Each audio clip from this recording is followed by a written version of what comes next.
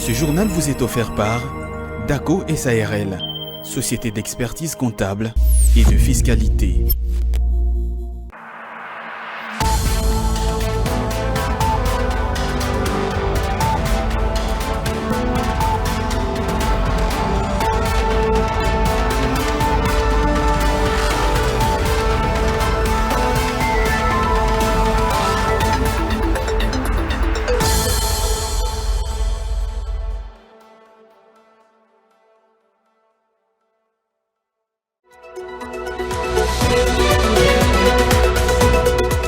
Le séminaire de formation de nouveaux commissaires aux comptes dans les établissements publics s'est poursuivi le jeudi 7 décembre à l'amphithéâtre Félix-Antoine Tshisekedi de l'Inspection générale des finances à Kinshasa. Ce deuxième jour a eu pour thème la planification du commissaire aux comptes avec pour objectif de renforcer la gouvernance des établissements publics.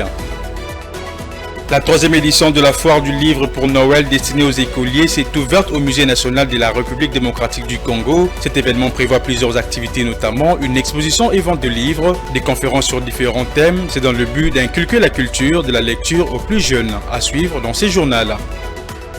La détérioration de la voirie sur l'avenue Lumumba dans son tronçon compris entre l'avenue Université et l'entrée de la deuxième rue limitée résidentielle à Kinshasa cause depuis un certain moment d'énormes difficultés liées notamment à la circulation routière. Le détail dans ces journaux.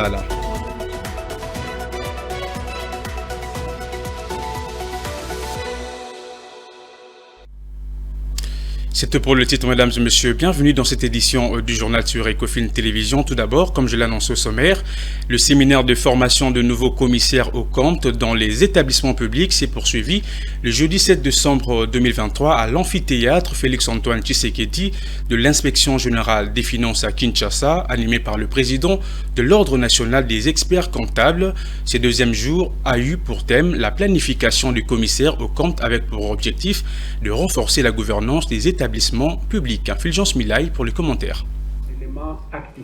Au cours de ces séminaires, les commissaires en compte est appelé à planifier son audit en tenant compte de l'environnement, des organes de contrôle interne, ceci pour l'élaboration d'un bon plan d'exécution.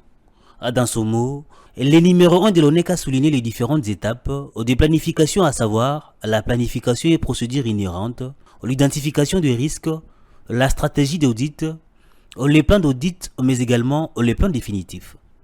Au sortir de l'audience, ces derniers a épinglé en un mot l'objectif principal de ces assises. C'est principalement pour renforcer la capacité de nos membres, pour que ensemble nous puissions voir comment nous pouvons assister le gouvernement à améliorer la gouvernance dans les établissements publics.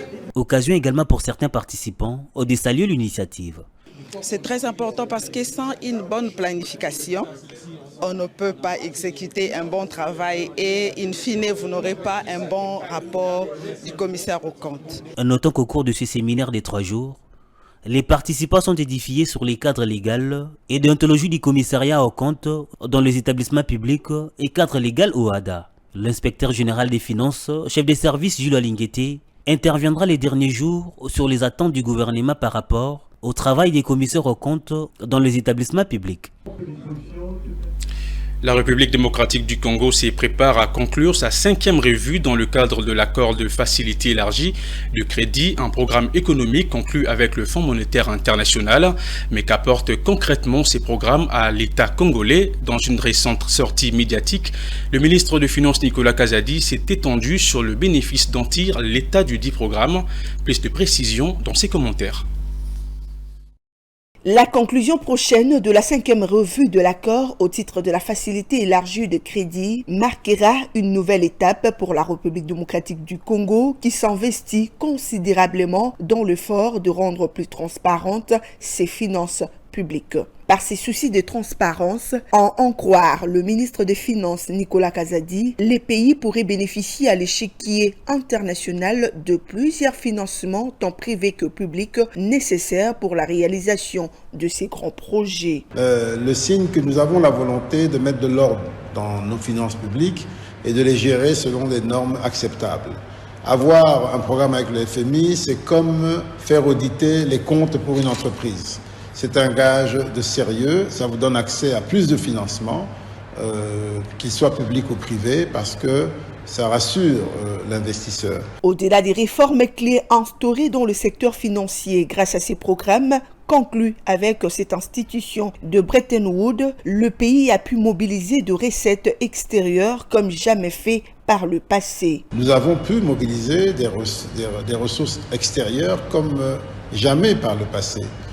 Qu'il s'agisse des ressources multilatérales, qu'il s'agisse des investissements privés, nous avons aujourd'hui plus de 8 milliards de dollars supplémentaires en projets de développement en cours de réalisation. Rappelons que lors du sommet du G20 Compact with Africa qui s'est tenu en novembre dernier en Allemagne, le chef de l'exécutif congolais Jean-Michel Samalukonde s'était entretenu avec la directrice générale du FMI. Cette dernière avait pour l'occasion félicité la République démocratique du Congo pour son atteinte avec succès à sa 5e revue dont l'approbation pour décaissement de fonds au conseil d'administration est prévue à ce mois de décembre.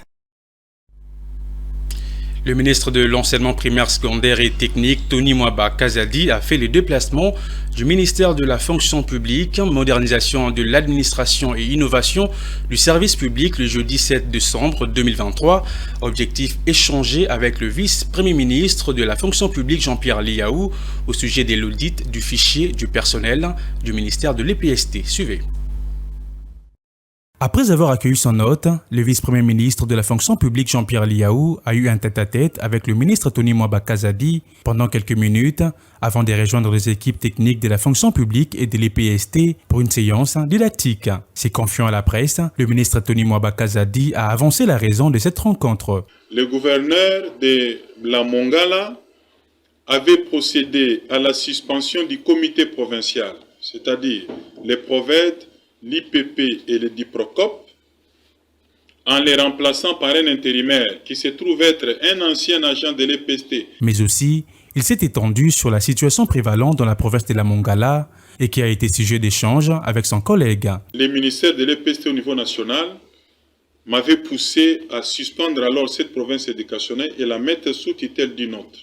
Le VPM de la fonction publique, en tant que notable de la Mongala, en a profité de notre séance de travail pour me faire part de la tristesse qui a frappé tous les Mongalais et Mongalais, si ça se dit. Alors on a convenu que le ministère de l'EPST puisse lever la suspension de la province éducationnelle et je promets que ça sera fait aujourd'hui. Notons par ailleurs que le vice-premier ministre de la fonction publique Jean-Pierre Liaou a promis, toutes affaires cessantes, de prendre des mesures conséquentes pour mettre hors d'état de nuire les syndicats qui est à la base des désordres à l'EPST. Prenons cette information, arrivé dans son village natal des Bachi, dans la province du Sud-Kivu, pour battre campagne en faveur du numéro 20, Félix Antoine Tshisekedi, le ministre de la Recherche scientifique et innovation technologique Gilbert Kabanda, a profité de l'occasion pour lancer le jeudi 7 décembre en face de plusieurs corps estudiantins une campagne de sensibilisation scientifique. Cette séance s'est axée sur la problématique du rôle et des enjeux de la recherche scientifique pour le développement du Congo. Philo Chiloba. Sur la salle Marie-Claire de Bukavu, qui a servi de cadre pour le lancement de la campagne scientifique de sensibilisation par le ministre de la Recherche scientifique et innovation technologique, Gilbert Kabanda. En prenant la parole, le ministre Kabanda s'est étendu sur la problématique du rôle des enjeux de la recherche scientifique pour le développement du Congo au travers de son évolution. Tous les pays du monde ne se développent que par la recherche, l'innovation et l'invention. Le président de la République, le chef du gouvernement, tout le gouvernement ont compris mon message lorsque j'ai organisé le conclave. Et vous avez sans doute suivi l'intérêt que le président de la République a porté à ce conclave, où il a passé 4 heures en train de visiter les inventions de ses concitoyens, les innovations de ses citoyens, innovations qui sont toutes destinées à nous rendre économiquement indépendants, parce que l'unique indépendance réelle, la vraie indépendance, c'est l'indépendance économique.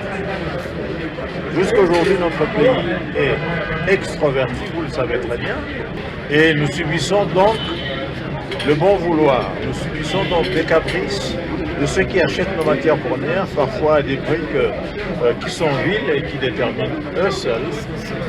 Parce que nous ne produisons pas, nous ne transformons pas ces matières premières. Pour transformer les matières premières, il faut des cerveaux congolais. Et comme j'en ai découvert quelques-uns. À noter que cette rencontre s'est passée pendant le séjour de ce dernier dans son village natal de Bachi, venu pour battre campagne en faveur du candidat numéro 20 à la présidentielle du 20 décembre 2023, Félix Antoine Tshisekedi Tshilombo. Autre chose dans ces journaux, le deuxième vice-président de la Commission électorale nationale indépendante, Didi Manara Linga, a présidé au collège Boboto à Kinshasa l'atelier sur l'appropriation du processus électoral par les étudiants, initié par la représentation des étudiants du Congo Réconcigle. Ces moments d'échange ont permis d'évoquer des questions en lien avec la publication des listes électorales, la sensibilisation électorale, l'observation des élections et la mobilisation des étudiants. Tony Antoine Dibindila.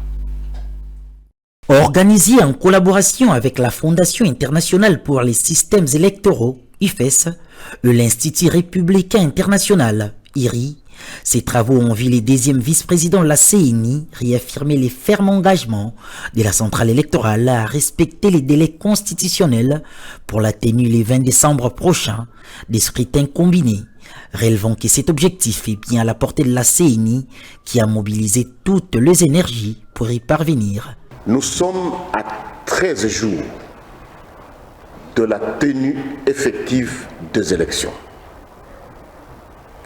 À moins que l'Éternel Dieu Tout-Puissant en juge autrement, la CENI, votre CENI, est résolument engagée à organiser ces élections dans le délai constitutionnel. Et cet objectif, croyez-moi, est à notre portée. Votre CENI s'attelle présentement à afficher les listes électorales au niveau de nos antennes.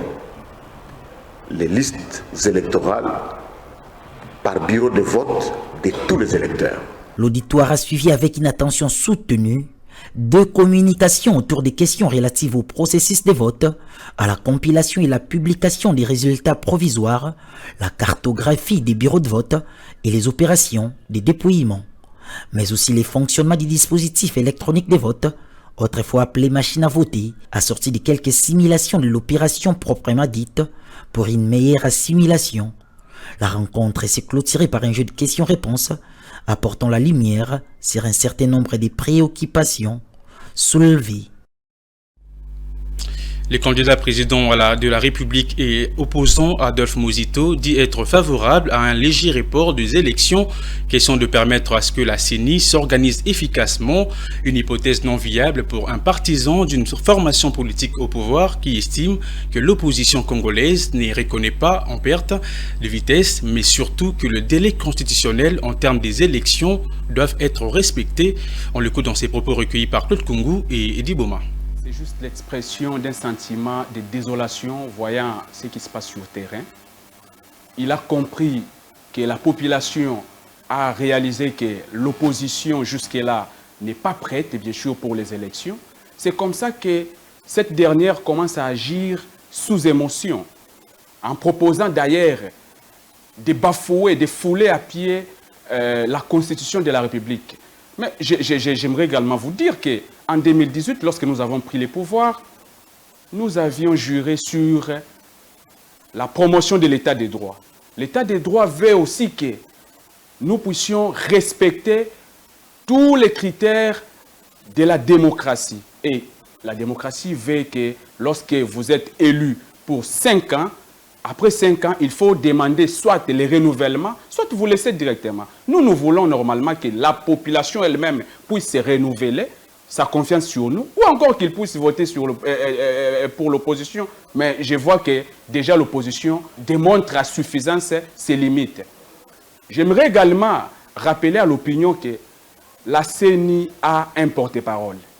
Mais M. Muzito n'est pas porte-parole de la CENI. Si seulement la CENI avait bien sûr réalisé quelques problèmes, il aurait pu envoyer son porte-parole.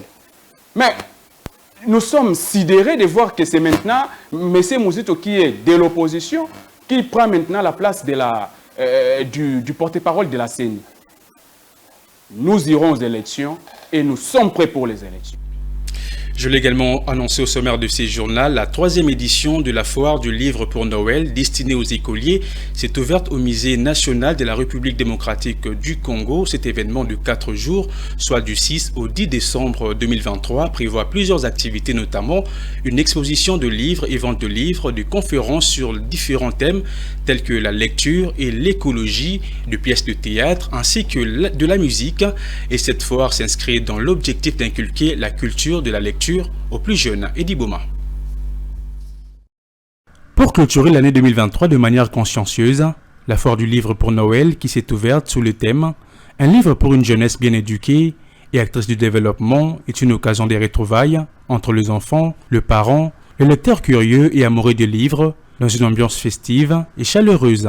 Elle s'est vue également une ouverture à toutes les générations des lecteurs et notamment les enfants. Plusieurs activités sont organisées, notamment la vente de livres, l'exposition de livres, les conférences sur différents thèmes, les concours et autres. La foire du livre pour Noël poursuit les objectifs nobles, notamment celui de booster, susciter l'esprit, le goût de la lecture dans le chef des élèves, les étudiants, les chercheurs, bref, les Congolais. Nous organisons là des activités telles que conférences, le débat, les expositions, le café littéraire. D'ailleurs, récemment, là, on vient de passer un café littéraire sur les différences, sur les romans, les théâtres et tous les genres mineurs et majeurs de la littérature. Donc, cette foire est ouverte aussi à tout le monde. Les livres sont vendus parce que quand on fait la foire, c'est un marché ouvert à tous les publics.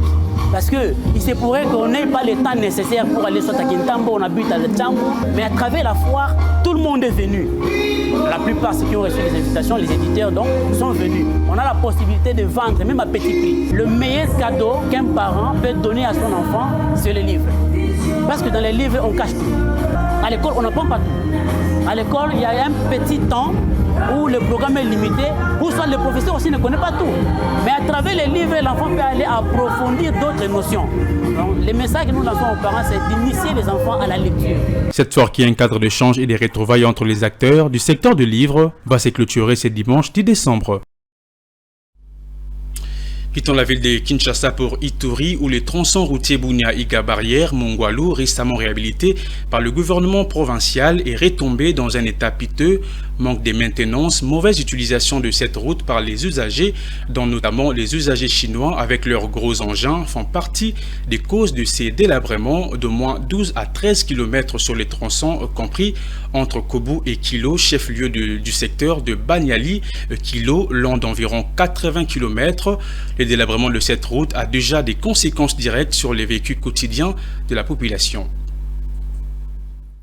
Les sujets chinois entrent avec les engins lourds pour l'exploitation de l'or et c'est cela qui détruit davantage la route d'après la population de ces coins. Ces mauvais états de la route causent l'insécurité, pas en termes d'armes ou banditisme, mais plutôt l'insécurité alimentaire car la commune rurale de Mongwalu est ravitaillée par l'extérieur. Et cette situation a comme répercussion directe la hausse de prix de produits de première nécessité sur le marché local. Le sac du riz qui s'est vendu au même prix qu'au chef-lieu de la province, soit 25-28 $ américains, se négocie actuellement à 38 voire 42 $. Le carburant qui jadis, les litres s'achetaient à 4 000 francs, se vend aujourd'hui à 6 000, 7 000 francs et aussi d'autres produits. Pour ce faire, la population demande à l'association de chauffeurs du Congo, ASECO, de conseiller ses membres à respecter la barrière de pluie afin de ne plus faire le voyage au même temps qu'il pleut. Au gouvernement de constituer une équipe de maintenance qui chaque fois sera chargée de couvrir ou de remplacer le trou créé par les engins. Il s'est de signaler que cette route a été réhabilitée par la société Org au début du mois de juin dernier. Voilà, en moins de 6 mois, ces tronçons commencent de nouveau à faire sujet de malheur à la population. Et pour terminer, la détérioration de la voirie sur l'avenue Lumumba dans son tronçon compris entre l'avenue Université et l'entrée de la 12e rue limitée résidentielle à Kinshasa cause depuis un certain moment d'énormes difficultés liées notamment à la circulation routière, tant pour les piétons que pour les automobilistes. Une situation alarmante qui s'est vue davantage dégradée pendant cette période des précipitations pluvieuses. Divine Mwende et Ruben Manata pour le reportage. Depuis l'avènement de la saison pluvieuse, les réclamations fusent de toutes parts. Les plaintes sur l'état des délabrements des routes deviennent de plus en plus récurrentes. C'est le cas de l'avenue Lumumba, dans son tronçon compris entre l'avenue Université et l'entrée 12e rue limitée résidentielle. Le constat fait est désolant, l'artère se trouve dans un état de détérioration considérable. Crevasses, nids de poules, une triste réalité qui occasionne des embouteillages et rend impraticable la circulation routière tant pour les piétons que pour les automobilistes. Les motos tombent répétitivement en panne à cause de cet état de route délabré. Plusieurs accidents de circulation routière s'enregistrent sur ces tronçons et les voitures peinent à circuler librement. Encore faut-il ajouter que depuis que l'état de ces tronçons s'est détérioré, le coût du transport le long de cette route a été revu à la hausse. À l'époque, on payait 500 francs pour une petite distance, mais actuellement, ces prix a triplé. Au-delà de rendre impraticable la circulation routière dans ce tronçon, le long duquel s'exercent plusieurs activités commerciales, il s'observe également une paralysie des activités. C'est l'occasion pour les commerçantes d'alerter les autorités sur la situation. Je peux facilement attraper une maladie et ont succombé à cause de ces conditions médiocres dans lesquelles j'exerce mes activités commerciales. Nous vivons de ces activités commerciales. Sans cela, nous ne pouvons guère nous en sortir. Cette stagnante sur ces tronçons s'infiltre jusque dans nos maisons commerciales. Force est de constater que la réhabilitation de cette voirie s'avère indispensable et ce dans le but de prévenir tous les éventuels dégâts qu'elle peut générer. Passe à présent à la revue de presse des journaux parus ce vendredi à Kinshasa.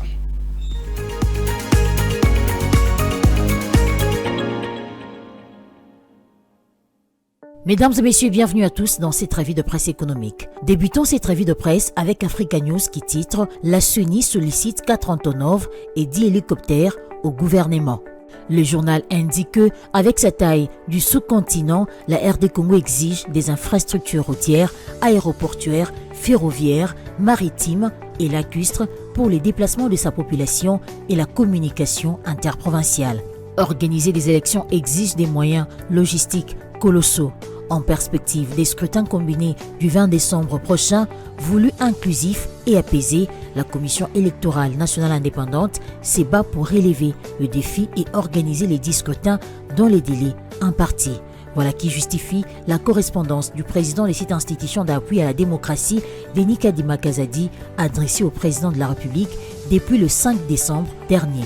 Dans ce document, les pouvoirs organisateurs des élections sollicitent auprès du chef de l'État, en sa qualité de garant de bon fonctionnement des institutions, un appui à logistique pour déploiement et ramassage du matériel électoral des scrutins combinés du 20 décembre 2023. Denis Kadima sollicite pour son institution Antonov et hélicoptères. La CENI a urgemment besoin des 4 Antonov, 26 de 10 hélicoptères, afin d'être capable de déployer ces cargaisons dans les délais, écrit Denis Kadima au chef de l'État, Félix-Antoine Tshisekedi Tshilombo. Denis Kadima sollicite cet appui logistique en termes de ressources aériennes supplémentaires afin de permettre à la CENI de finaliser l'acheminement du matériel et des équipements électoraux vers les sites à accès difficile. Terminons cette revue de presse avec la nouvelle du soir qui titre pour sa part « La CNCS va inaugurer son grand centre orthopédique au mois de janvier 2024 ». La consoeur a indiqué que la CNCS s'apprête à inaugurer son grand centre orthopédique construit sur fonds propres dans la province du Haut-Katanga, dans la ville de Lubumbashi. Ce centre plus large est la seule référence orthopédique en RDC et en Afrique centrale, apprend-on des sources fiables. Cette formation médicale a connu dernièrement la visite du DG de la CNCS qui s'était réjoui de constater que ce bâtiment, construit dans le respect des normes internationales, sera bientôt équipé avec les matériels modernes. En dehors de l'équipement orthopédique qui facilitera le traitement des os des accidentés dans les mines et autres, ce centre prendra en charge la médecine générale. Plusieurs dignes fils du pays ont décidé de soutenir le gouvernement congolais piloté par le Premier ministre Jean-Michel Sama Lukonde dans ses efforts du développement de notre cher et beau pays, la République démocratique du Congo. Fin de cette revue de presse. Merci à vous de l'avoir suivi.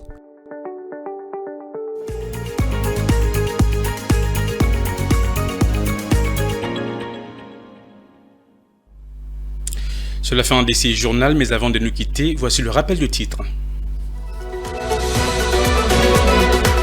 Le séminaire de formation de nouveaux commissaires aux comptes dans les établissements publics s'est poursuivi le jeudi 7 décembre à l'amphithéâtre Félix-Antoine Tshisekedi de l'inspection générale des finances à Kinshasa. Ce deuxième jour a eu pour thème la planification du commissaire aux comptes avec pour objectif de renforcer la gouvernance des établissements publics.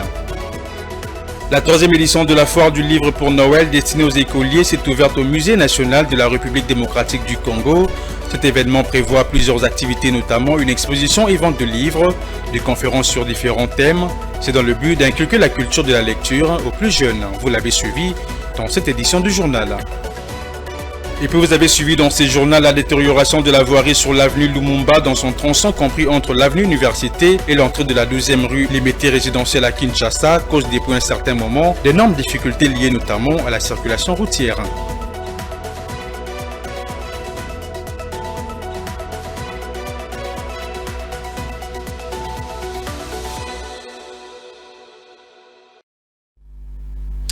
Ce journal est complètement terminé. Mesdames et messieurs, merci de l'avoir suivi et bonne suite des programmes sur Ecofin Télévision. Au revoir.